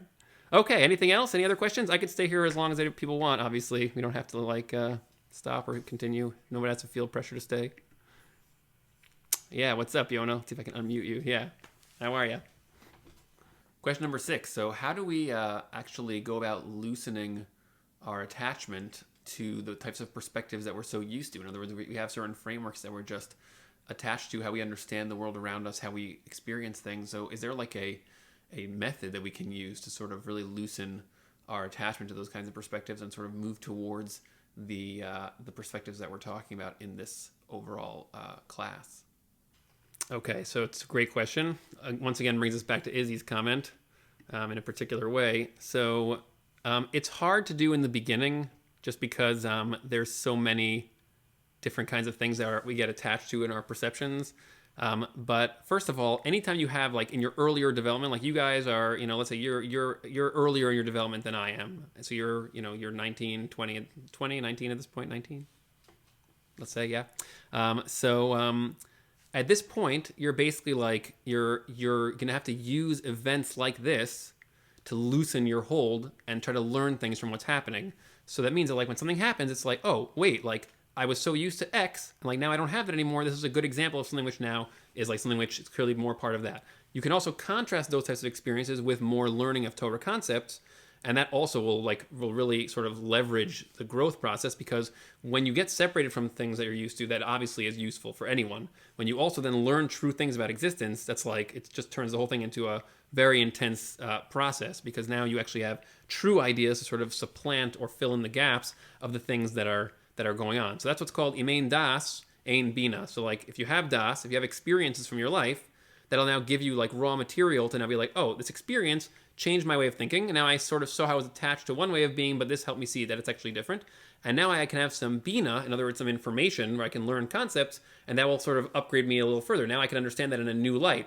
And then I need more experiences, and that'll kind of bring it up even higher. And then I need even more bina, and then it just keeps going like that. And as you get into this pattern of sort of processing your experiences the way Izzy was talking about, and then having more information, as we're talking about on the learning side, then you get into this like, it's like a life spiral where you just start going higher and higher in that type of process, and it literally gets, I don't want to say out of control, but out of control in a certain kind of way.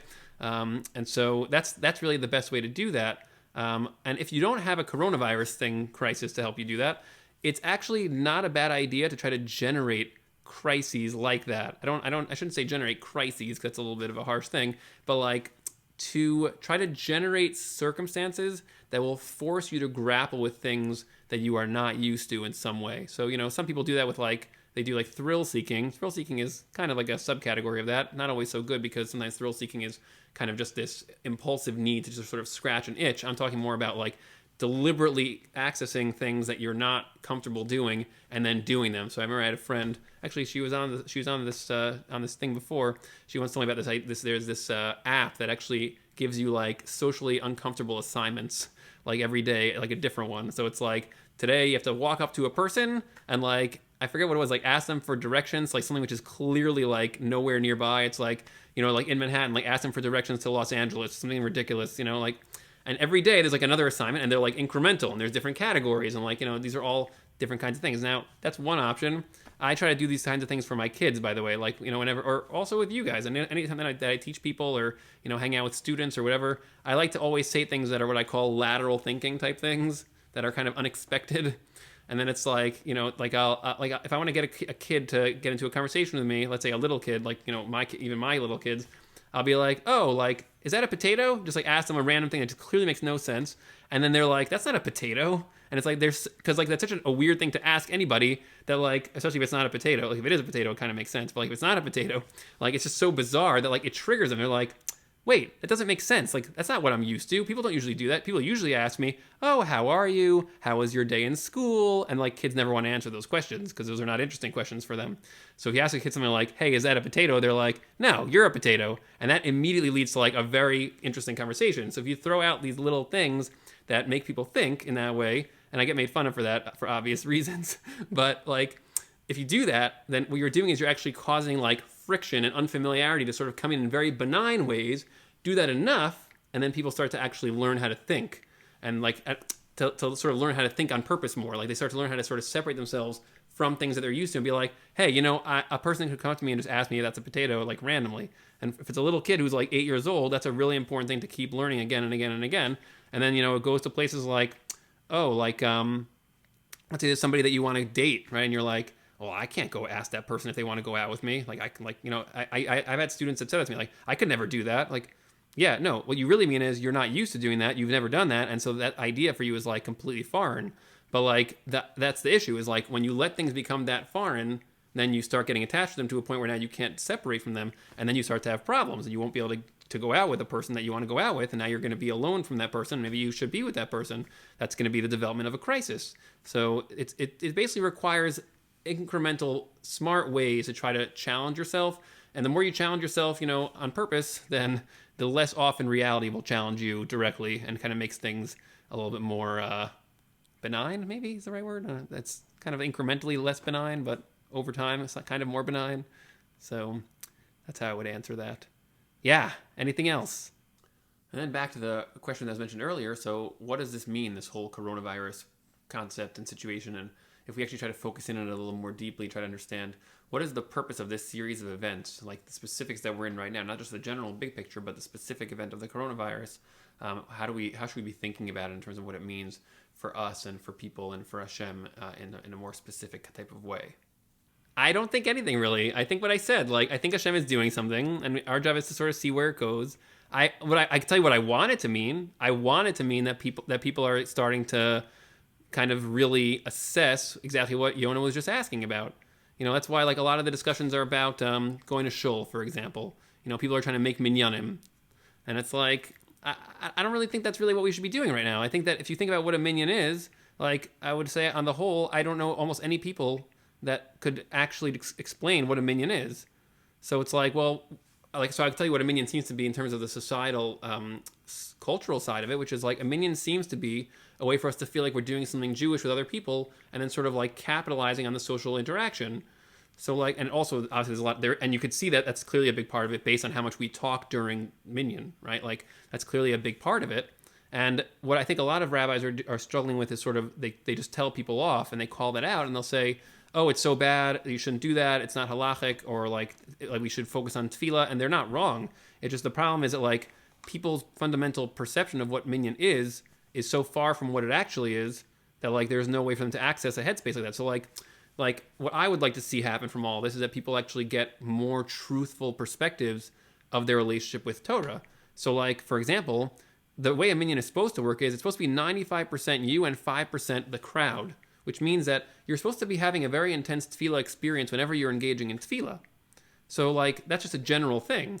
And then when you add, like, same way with the marriage example from before, when you suddenly have another person that you add to your power of connection, and suddenly you have all these other consciousness fragments around you, and you realize, wait, we're all kind of part of this crazy consciousness experience where we're now going to be connecting to Hashem and deeply remembering who we are and that we're aspects of this larger self all together. That's like a very augmenting type of experience to share that with a lot of other people. Like, super intense.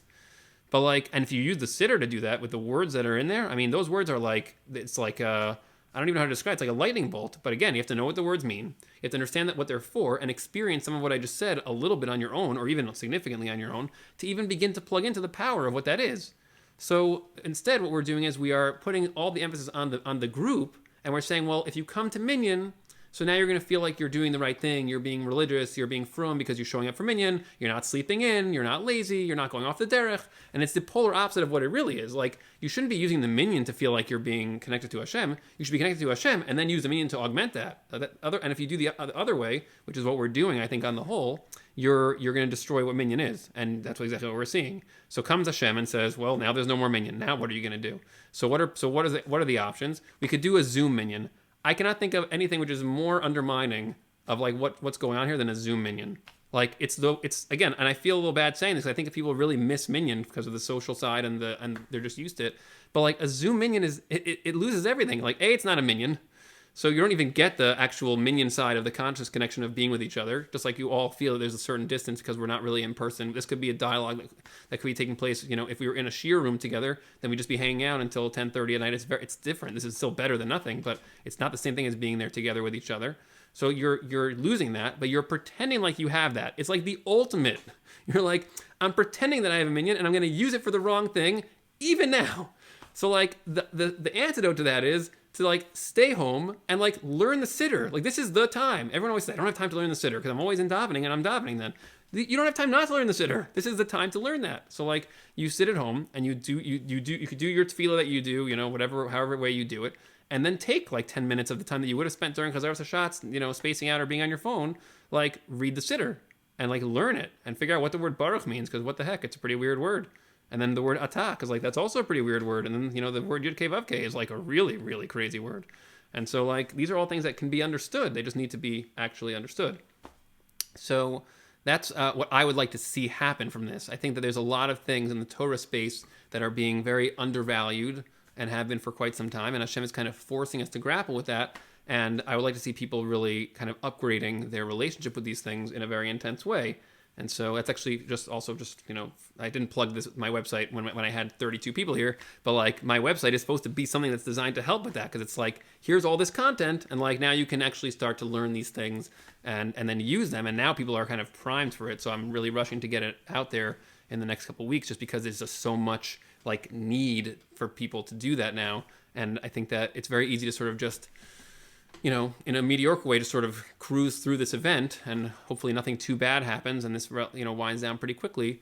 But like, you know, to sort of cruise through and just not do any of the work I just described. But that's really what I would like to see happen. I think that if we do see that happen, that will be a huge game changer. And I think that's like, we're setting that would set the stage for Mashiach if we did that. Now, how long will that take for the person to show up and for people to get to a point of consciousness that the person can show up? Like, I don't know. But like, if we use this as a pathway to that, that's what I think is going to be the most, you know, positive outcome from all of this. That's what I would say. Again, will that actually happen? I have no idea. But that's what I would want. Yeah, Izzy. Question number 7. So how do we sort of balance experience and knowledge? In other words, clearly, like having life experiences and yisurin is something which is very important in the process of sort of growing and uncovering and developing and evolving Hashem's consciousness in the world through us. But how do you kind of balance the experience side versus the knowledge side, like learning more things? Is there a way to sort of do that consistently, to have the knowledge and the experience? Or is it more experience? Is it more knowledge? How do we sort of view those two things in concert with each other? So it's super easy to answer. The answer is yes. It's really the same thing as before, right? Like we mentioned the Das and Bina dichotomy from Pirkei Avos. Like there is no answer to your question besides just yes. In other words, like, unfortunately, as we still have these Das Tovara type bodies, which are going to sort of get upgraded over time towards the Mos Mashiach, which is happening now to a certain degree. We have the capacity for distorted ways of being, like we already mentioned. So one of the ways that plays out is that you'll have like a jump start of some Das. Well, I did Das this way before, so let's just keep it consistent. Some Das, and then like a little bit of Bina, which is like, oh, wow, cool. And then it's like this kind of falls down. You forget some things you experience. There's like a big jump in Bina because like maybe you learned something really crazy, but you don't really know how to apply it. And you have a crazy experience like a year later and you're like, oh, that was this. Like that really fits. So it's a little haphazard, but you want to try to keep it as together as you can by consistently having experiences that are somewhat, real, and try to become authentic with your experiences and be honest with yourself, like what you're feeling and why, and then kind of parallel that with enough Bina that you're learning along the way. And that's why we're supposed to always learn some Torah every day, so we can, and we'll never know which piece of Torah is going to be relevant when. So you just learn straight. You learn the Gemara, you learn whatever you're learning, and like you just keep going, and you store away whatever you learn, and at some point something you'll experience will dovetail with that, and sometimes it won't, and you just keep on, having some level of haphazardness in that. But like that there's no one right answer to that, because both of them are extremely important, and they're not just important, they're required. Like they are the necessary ingredients for the process. So in this particular situation, there's obviously plenty of supplied experience, so it's kind of convenient in that way. You don't need to do that much in terms of the experience side. It's more just like, let me now sort of overdrive a little bit my thinking to understand or process sort of what I'm experiencing and what I can do with that. Like in what way have things been different now that I'm not even aware of, because I'm so used to, let's say the minion example is very obvious, so it's like everyone knows that one, but like there's so many other little things that we're not used to. Like yesterday I went to get gas, and the gas station attendant asked if he could take, like, I had a box of tissues in the passenger seat, and he asked if he could take a tissue, and I was like, sure. And then I was like, that was actually a pretty big deal, because like if his nose is running and he just reached into my car, and like, does that matter? And like, I don't know. And so, and again, I trust Hashem. I hopefully nothing bad comes from that and whatever. But like, that's a whole thought process that suddenly happened that never would have happened before. So like, there's plenty, literally thousands of permutations of different things like that. I went to FedEx today, same thing. It's like, I use their pen. I'm like, should I be thinking about that? Like, the doors are wide open. Everyone's wearing gloves, but like, I don't like, you're obviously touching your face and you wear gloves. So I don't know. There's a lot of experiences here that are going on and ways to process them and think about them. Some of them are kind of, those two examples are kind of the same one in some ways, but there's plenty of other ones that are more diverse besides that are also more Torah related, I would say. So, all right, yeah, Max.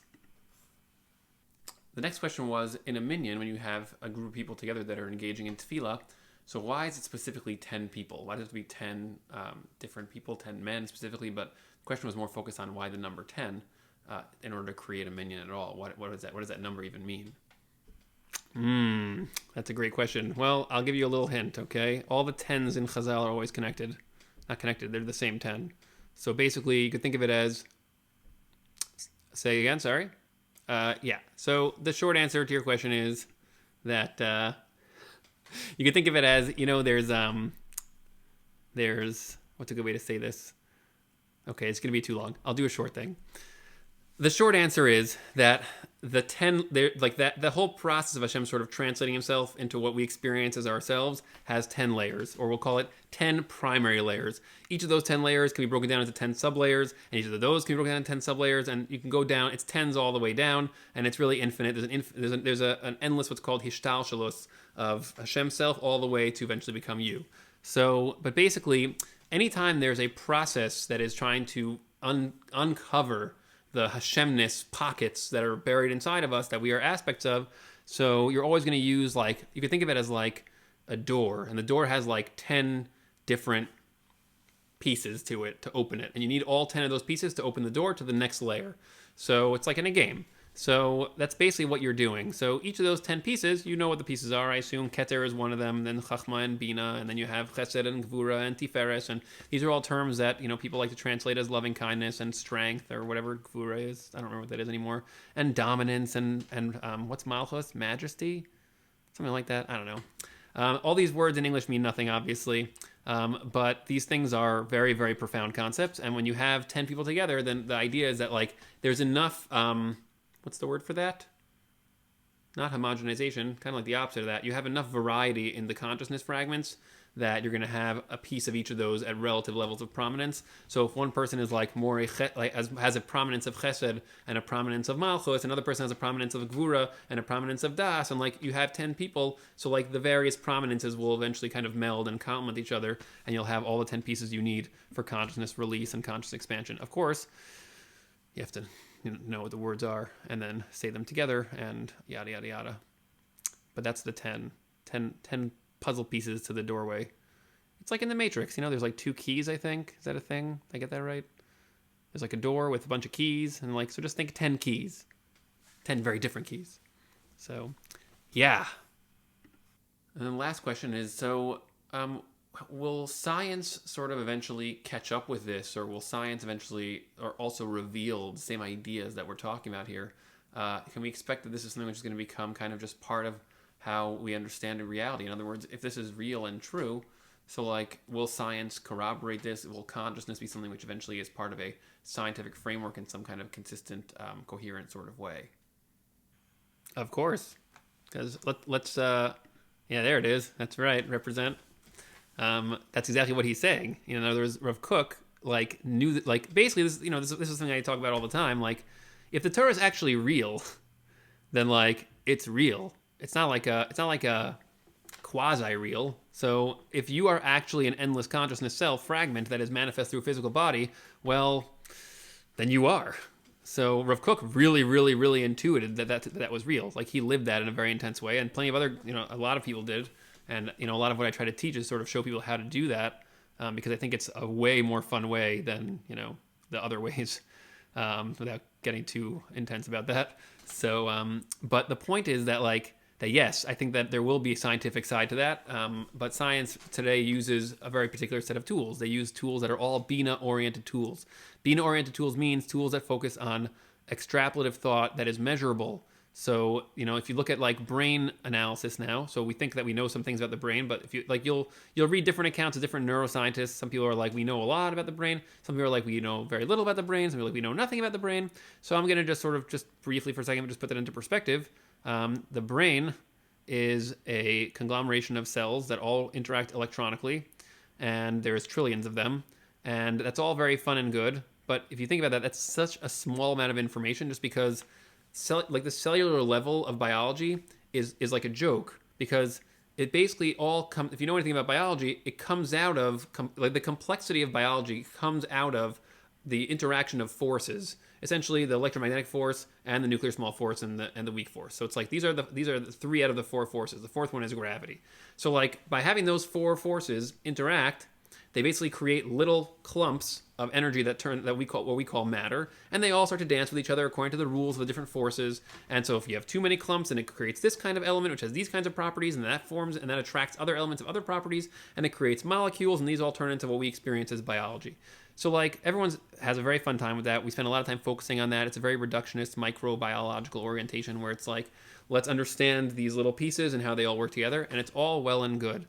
The tricky part about that is that you'll notice there's a gigantic, huge elephant in the room there, which is the forces. What gives the different molecular elements different properties is the forces themselves. And in the scientific world, no one knows what those things are. We don't know what the forces are. They're completely intangible. We do not know what electricity is. We see it, we use it, we have no idea what it actually is. So all the forces work that way. We don't know what gravity is. We don't know what electromagnetic, none of those things. So once we don't know what those things are, and they are by far the most defining elements of the system that we are trying to understand about our bodies, so we actually know very little. So now, what that means is, if you'll notice the forces, the problem with them is they are not able to be accessed with Bina. They are non-Bina things. They're not measurable in that way. So that means that the doorway towards the parts that are behind, aka the consciousness space of things, you have to look in a different direction. So that direction is an interesting direction to try to figure out where that is, but there are a lot of scientists who are on board with this. It's called the hard problem of consciousness. People are trying to figure out what this is, because we know it's something. Some people just think it's an illusion, but we have no data, because once you don't know what the forces are, then you have no way of understanding what consciousness is. Because if you want to claim that consciousness just is something which is a product of the brain, which people can claim, it's totally fine. Well, if you don't know what the brain is, then it means nothing. Like you're saying a non-statement by saying that. Because if consciousness arises from the brain, well, and the brain comes from something which is completely intangible, so then consciousness comes from something which is completely intangible. So there's no way to avoid the problem here by just saying it just comes from the brain. Like we don't know what that is. So any way you slice it, you're going to run into these kinds of problems. And the only way to get past it is to try to change our tools and upgrade them to look in a completely unfamiliar place. Because science, just like everything else, works with the same properties of this whole shear, which is that people tend to think in ways that are familiar. They then use those ways to assess whatever data they're trying to study. And if you're a scientist, you're whatever. That's why scientists, it's very famously, what's the word? Not categorized, modeled and very famously known that scientists tend to think in clumps. So like physicists until 12 or 1905, maybe it was, all thought the same way. At a certain point, they kind of all got together and decided, okay, we figured out all of physics. We know all of it. We got it down and we figured it out. And then there's a guy named Albert Einstein who just came and was like, oh, whoops, here, you missed all of this. And now physics is the biggest mystery of all of science. Like, we do not know anything in physics. Like, and we're getting more and more confused as time passes. And there was a time when people thought we had it completely figured out. In the early 1900s, late 1800s, that's what we thought. Like, you could read all about it. It's crazy. So it's like, that's the same type of phenomenon. People get very used to certain ways of thinking, and they have a very hard time switching over. Yeah, at some point they're going to figure it out. That's all I was trying to say. If it's real, then it's real. And it seems like anyone who thinks that we finished and we figured it out at this point has not really been following what's going on in the science field, because we really this is the direction towards the world of Chachma, which is the intangible space of knowledge, is where everything is going to be heading now. And we're doing that. I mean, we're building the whole digital space is intangible in a lot of ways. So we're sort of clearing up the attachment to tangible thinking and going towards more of the intangible direction. And so I think that we'll see that at some point that really goes there, but who knows?